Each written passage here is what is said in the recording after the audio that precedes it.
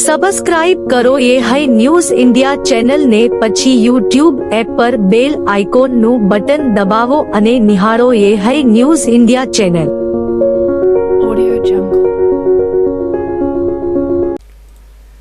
બનાસકાંઠા જિલ્લા કલેક્ટર શ્રી વરુણકુમાર બરનવાલની સૂચના મુજબ તથા જિલ્લા પુરવઠા અધિકારી શ્રી માર્ગદર્શન હેઠળ મુખ્ય પુરવઠા નિરીક્ષક શ્રી, પુરવઠા નિરીક્ષક અને મામલતદાર શ્રી અમીરગઢની ટીમ દ્વારા ખાનગી બાતમીના આધારે તારીખ 2/1/2024 રોજ બનાસકાંઠા જિલ્લાના અમીરગઢ તાલુકાના વિરમપુર ગામે ચાચર ચોક વિસ્તારમાં પ્રવીણકુમાર રામદીન અગ્રવાલના ગોડાઉન તથા કરિયાણાની દુકાનમાં ઘઉં, ચોખા, ખાંડનો જથ્થો સીઝ કરવામાં આવ્યો હતો. જે જથ્થો પ્રાથમિક રીતે જાહેર વિતરણ વ્યવસ્થાનો ગરીબોનો ફળવાયેલો હોવાનું માલુમ પડતા ઘઉં 1 કટ્ટા જેની કિંમત 1316 રૂપિયા, ચોખા 69 કટ્ટા જેની કિંમત 90919 રૂપિયા, ખાંડ 1 કટ્ટા 50 કિલોગ્રામ જેની કિંમત 2375 રૂપિયાનો જથ્થો સીઝ કરવામાં આવ્યો છે. આમ તારીખ 2/1/2024 રોજ અમીરગઢ તાલુકામાં આવેલ દુકાનોની આકસ્મિક તપાસણી કરતા કુલ 94,611 રૂપિયા પૂરાનો ગેરકાયદેસર જથ્થો સીઝ કરવામાં આવે છે. બનાસકાંઠાના ધાનેરા નગરની દેવભૂમિની ધન્યધરા પર સનાતનીઓના આરાધ્ય શ્રી મર્યાદા પુરુષોત્તમ શ્રી રામચંદ્ર ભગવાન પરિવાર તથા પુણ્ય પુરુષોત્તમ શ્રી કૃષ્ણ ભગવાન સાથે રાધા રાણીની ભવ્ય દિવ્ય પ્રાણ પ્રતિષ્ઠા દિવ્ય મહોત્સવ તારીખ 16, 17, 18 મંગળ, બુધ અને ગુરુ જાન્યુઆરી 2024ના શુભ દિવસોમાં રાખેલ છે. આ શુભ પ્રસંગ અનુસંધાને શિવકૃપા પ્રગતિ મંડળ આયોજિત વિશાળ ભજન સંતવાણી ડાયરો રાખવામાં આવ્યો હતો. જેમાં ભજન નાયક ભાવેશ જોશી, ભૂદેવ લોક સાહિત્યકાર શ્રવણસિંહ સોલંકી, સૌરાષ્ટ્ર અને મંચ સંચાલક અરવિંદભાઈ સુથાર રાજસ્થાન હાજર રહી ધૂમ મચાવી હતી. આ પ્રસંગે રામ, સીતા, લક્ષ્મણ, હનુમાન, રાધા, કૃષ્ણ તમામ ઝાંખીઓને પણ જોઈને લોકો આનંદ વ્યક્ત કર્યો હતો. આ પ્રસંગે 18 જેટલા ચડાવા બોલાયા હતા અને ભક્તજનોને ચડાવા લઈ ધન્ય બન્યા હતા. આવનાર દિવસોમાં શોભાયાત્રા તેમજ અન્ય કાર્યક્રમો પણ થવાના હોય આવનાર 16, 17 અને 18 જાન્યુઆરી 2024ના રોજ લોકો પ્રાણ પ્રતિષ્ઠામાં લાભ લેવા જરૂર પધારવા આહવાન કર્યું હતું. આજે ડાયરામાં મોટી સંખ્યામાં ભાઈ બહેનો અને બાળકો ઠંડી હોવા છતાં મોડે સુધી ડાયરામાં નિહાળવા અને ભજન સાંભળવાનો લાહવો લીધો હતો અને ભજન સત્સંગમાં ભક્તો અને બાળકો નાચી ઝૂમી આનંદ વ્યક્ત કર્યો હતો.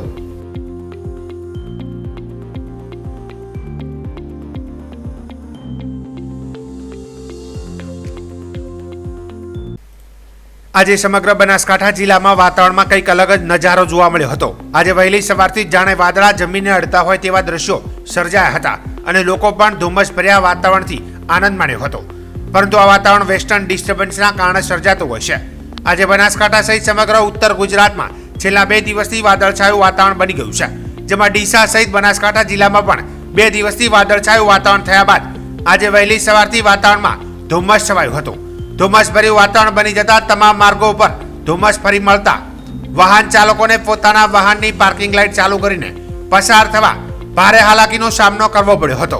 આજે વહેલી સવારથી ડીસામાં ધુમ્મસભર્યા વાતાવરણના કારણે ખેડૂત ચિંતિત બન્યા છે. કારણ કે ડીસા એ બટાટા નગરી તરીકે સમગ્ર દેશમાં પ્રખ્યાત છે અને અત્યારે શિયાળામાં ડીસા સહિત સમગ્ર જિલ્લામાં મોટા પ્રમાણમાં ખેડૂતોએ પોતાના ખેતરમાં બટાટાનું વાવેતર કર્યું છે અને ખાસ ડીસાના ખેડૂતોએ મોટા પ્રમાણમાં મોંઘાદાટ બિયારણ લાવી બટાટાની ખેતી કરી હતી. આજે વહેલી સવારથી જ અચાનક ધુમ્મસભર્યું વાતાવરણ સર્જાતા ખેડૂતોમાં ચિંતામાં વધારો થયો છે.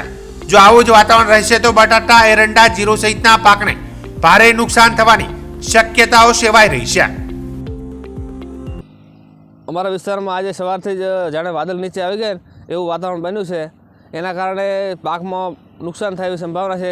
જીવાત આવી શકે છે જીરામાં, એરંડામાં, રાયડામાં અને બટાકામાં પણ નુકસાન આવી શકે છે.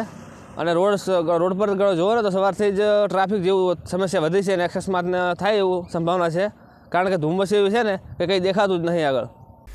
વિકસિત ભારત સંકલ્પ યાત્રાને ગામે ગામ અદ્ભુત પ્રતિસાદ મળી રહ્યો છે. મોદીની ગેરંટીવાળી ગાડીથી લોકપ્રિય બનેલા યાત્રા રથનું ગામે ગામ ઉત્સાહભેર સ્વાગત કરવામાં આવી રહ્યું છે. તેમજ લોકો વિવિધ સરકારી યોજનાઓના લાભથી માહિતગાર લાભાન્વિત થઈ રહ્યા છે. વિકસિત ભારત સંકલ્પ યાત્રાનો રથ વાવ તાલુકાના માળકા ગામે આવી પહોંચતા ગ્રામજનોએ ઉષ્માભેર રથનું સ્વાગત કર્યું હતું. બનાસકાંઠા જિલ્લા ભાજપ પ્રમુખ કીર્તિસિંહ વાઘેલાના અધ્યક્ષસ્થાને વિકસિત ભારત સંકલ્પ યાત્રાનો સ્વાગત સમારોહ યોજાયો હતો. જેમાં જિલ્લા ભાજપ પ્રમુખ કીર્તિસિંહ વાઘેલાએ જણાવ્યું હતું કે પ્રધાનમંત્રી શ્રી નરેન્દ્રભાઈ મોદીએ ગરીબલક્ષી યોજનાઓને ગરીબ કલ્યાણ મેળા થકી મળતો લાભ સીધો લાભાર્થીઓના ખાતામાં આપ્યો છે.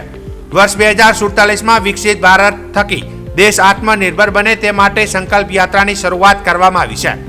સરકાર તમારા આંગણે આવી છે તો કોઈ પણ નાગરિક યોજનાના લાભથી વંચિત ન રહે એ જોવાથી આપણી સૌની જવાબદારી છે તેમ જણાવી વિવિધ યોજનાથી માહિતગાર બનવા તેમણે લાભ લેવા અનુરોધ કર્યો હતો. આ પ્રસંગે સરકારે વિવિધ યોજનાઓની માહિતી અને સહાય કીટનું વિતરણ કરવામાં આવ્યું હતું. તેમજ વહીવટી તંત્ર દ્વારા ગામમાં તમામ લોકોને સર્વે કરી તમામ ગરીબ કુટુંબીજનોને સરકારી યોજનાનો લાભ મળી રહે તે હેતુથી ઘરે ઘરે સર્વે કરાયો હતો. આ યાત્રા દરમિયાન જિલ્લા ભાજપ પ્રમુખ કીર્તિસિંહ વાઘેલા, એપીએમસીના chairman Nagjibhai Patel, vice chairman Bhurabhai Asal, પૂર્વ જિલ્લા ભાજપ પ્રમુખ ગુમાનસિંહજી ચૌહાણ, પૂર્વ મહામંત્રી રામસિંહભાઈ રાજપૂત, તાલુકા ભાજપ પ્રમુખ ઈશ્વરભાઈ પટેલ, ભાજપ મહામંત્રી પ્રકાશભાઈ વ્યાસ તેમજ ભરતભાઈ સોઢા, ડેલિગેટ ધેગાભાઈ પરમાર, વાવ મામલતદાર એસબી વાઘેલા, વાવ તાલુકા હેલ્થ ઓફિસર ભરતભાઈ મણવર, કાનજીભાઈ રાજપૂત, ભગવાનભાઈ વ્યાસ, પશુ ડોક્ટર જીબી જોશી, વિક્રમ ગૌસ્વામી, પ્રવીણભાઈ રાઠોડ, રાયમલભાઈ ચૌધરી, ભગાભાઈ બ્રાહ્મણ, કનુભાઈ અંબારોડ, કિશોરભાઈ બારોટ, શાળાનો સ્ટાફ, તલાટી કમ મંત્રી શ્રી, સરપંચ શ્રી, મેડિકલ સ્ટાફ, આંગણવાડી કાર્યકરો, જીઆરડીના જવાનો, વાવ તાલુકા વહીવટી તંત્ર, તાલુકા સહિત ગ્રામજનો મોટી સંખ્યામાં ઉપસ્થિત રહ્યા હતા. સમાપનના દિવસે આપણે હાજરી આપી શું કહેશો? વિકસિત ભારત સંકલ્પ યાત્રા બનાસકાંઠા જિલ્લાના વાવ તાલુકાના માટકા નગરમાં તાલુકાનો સમાપન કાર્યક્રમ યોજાયો, જેમાં દેશના વડાપ્રધાન વિકસિત ભારત સંકલ્પને સફળ બનાવવા માટે ગ્રામજનોએ બધાએ સંકલ્પ લીધો છે કે 2047માં આપણે દેશને વિકસિત બનાવવો છે, સાથે સાથે આ વિસ્તાર અને ગામ પણ વિકસિત બની રહેશે.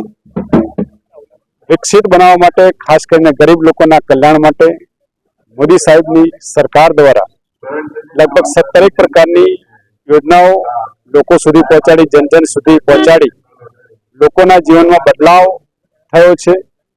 એ સૌ લાભાર્થીઓ એ પોતાની સફળતાઓ પણ અહીં રજૂ કરી છે.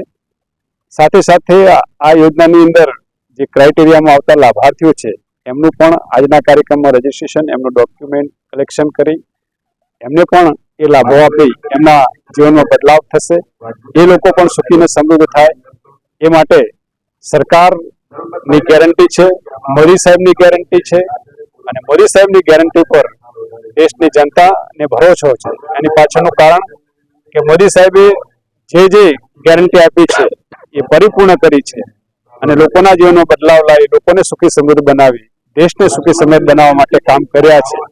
આજના પ્રસંગે હું આદરણીય મોદી સાહેબને શુભકામનાઓ પાઠવું છું કે એમનો સંકલ્પ પરમ કૃપાળુ પરમાત્મા, સર્વશક્તિમાન ઈશ્વર અને ભારતની 140 કરોડ જનતાના આશીર્વાદથી પરિપૂર્ણ થાય, આ દેશ સુખી અને સમૃદ્ધ બને, દેશ વિકસિત બને એવી હું શુભકામનાઓ પાઠવું છું. બનાસકાંઠા જિલ્લા પોલીસ વડા અક્ષયરાજ મકવાણાએ જિલ્લામાં દારૂ જુગારની પ્રવૃત્તિ નેસ્ત નાબૂદ થાય તે અંગે કડક અમલવારી કરતા સૂચના કરતા બનાસકાંઠા એલસીબી પોલીસ સ્ટાફના માણસો સોઈગામ પોલીસ સ્ટેશન વિસ્તારમાં પેટ્રોલિંગમાં હતા.